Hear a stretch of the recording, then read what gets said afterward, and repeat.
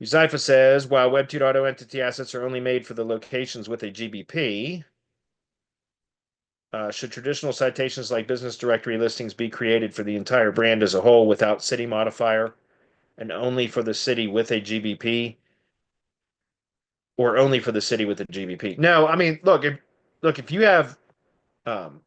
if you have a brand and it's a multi-location brand, then you know each location can have its own set of citations and brand specific assets, etc.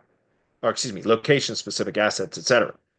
I don't if you have a if you have a multi-location business and there's a brand headquarters, then by all means, yeah, the brand headquarters could be a whole set of its own location specific Web 2 assets, citations, etc.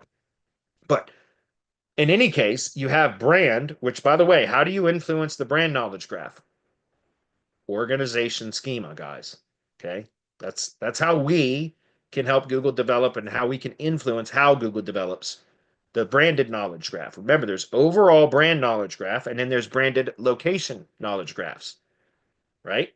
So organization schema is how we can specifically influence overall brand schema, and then branded location schema is local business schema. That's how we influence specific branded location knowledge graphs.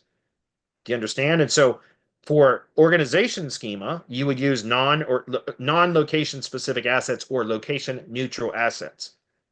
So there's really no reason to build branded assets, location specific branded assets for the overall brand unless there is a brand headquarters. Because otherwise, it's all just separate locations that is part of a larger brand, yes, but you don't need to have specific assets for the larger brand, except for things like maybe a YouTube channel X and things like that, where you may not have localized that social media profile. It's an overall brand profile that is not specific to any one location. That's perfectly fine. That's what you would reference in your organization schema.